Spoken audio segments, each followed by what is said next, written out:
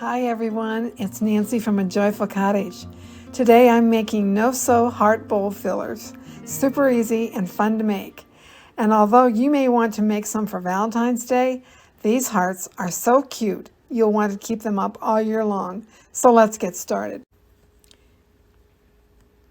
Now to start with, I found this wood block at Dollar Tree and I'm using it as a template on some leftover toile that I had in my stash. And now I'm cutting it out. This toile I found at a thrift store some time ago, and I've used it for a couple different projects. And so when you're in the thrift store, always look in the fabric section because you can find remnants for really great prices.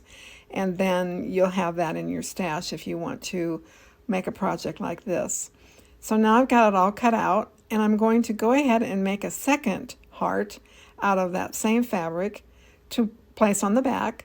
And I've got my two pieces that I'm lining up, getting ready to glue it, and now gluing, starting up at the top right, getting that nice and glued and pressed down.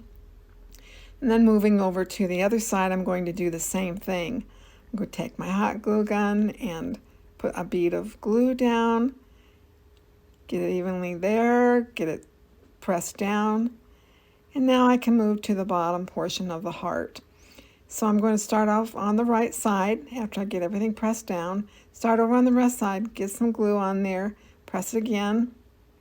And I'm leaving an opening because that's where I'm going to stuff my heart with some filling.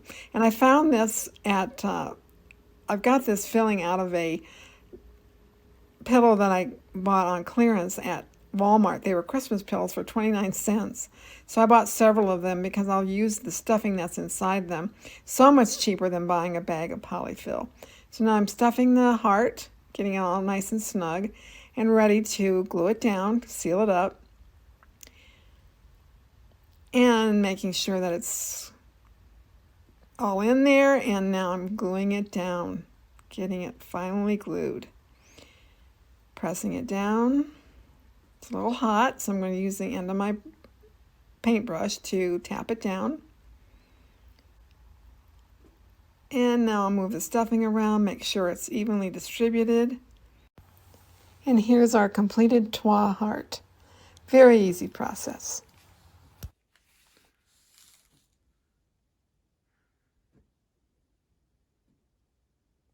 Now for this next heart, I'm using drop cloth. And I've cut out my two hearts. And I'm going to apply a transfer to the front of one of the hearts. I've cut off a small piece from a larger transfer by Redesign called Lovely Ledger. And I can leave a link to that for you in the description if you're interested in seeing what that looks like. So you burnish it on with your applicator, and if you know anything about transfers, you know you go slowly and you pull back a little bit at a time to see how you're doing with getting that transfer off the plastic. And once you get it all onto the fabric or whatever item you're transferring to, then you can pull that plastic off. And I like to use the plastic to burnish it even more onto the fabric when I'm done. Now we're going to place our two pieces together and we're going to glue them just as we did in the first heart. And I'm using these hearts as bowl fillers, but if you wanted to, you could take ribbon or twine and glue it to the top of the heart. And I think these would be adorable if you were to hang these. So now it's glued, and I'm going to use a sanding block to rough up the edges of the heart to give it even more of a shabby look. And I didn't come up with this idea. If you follow Teresa at Our Green Acres, she recently made some hearts and she used this method to rough up that selvage, and I liked it so much I wanted to try it myself.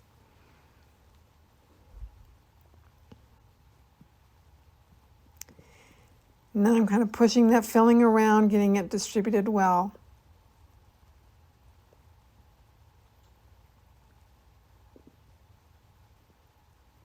And there's our second heart. A Shabby Chic heart with a transfer. I think this one's really cute. You'll have to tell me what you think in the comments. I'd be interested to know if you like it too.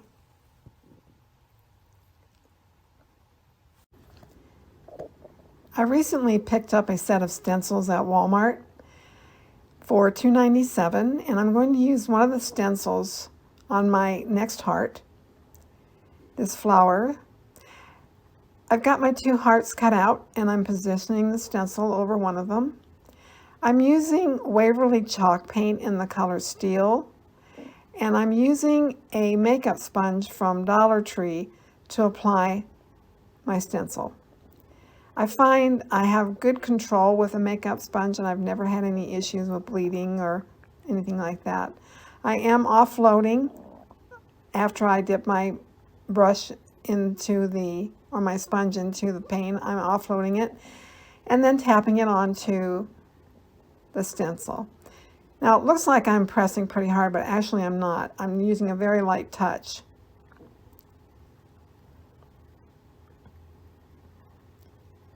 Just making sure that I have it all in there properly.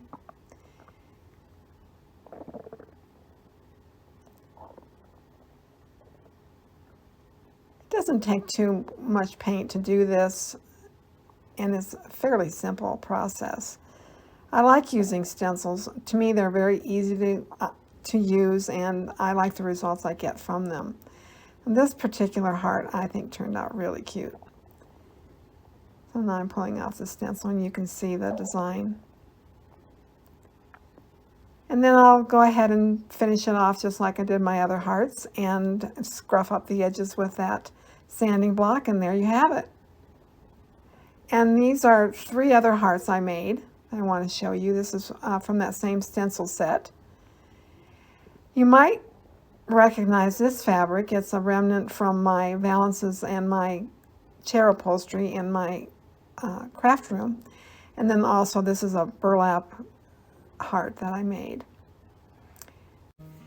The Bible tells us in 1 Corinthians 13, beginning in verse 4, "Love is patient and kind. Love does not envy or boast. It is not arrogant or rude. It does not insist on its own way. It is not irritable or resentful. It does not rejoice at wrongdoing, but rejoices with the truth. Love bears all things, believes all things, hopes all things, endures all things."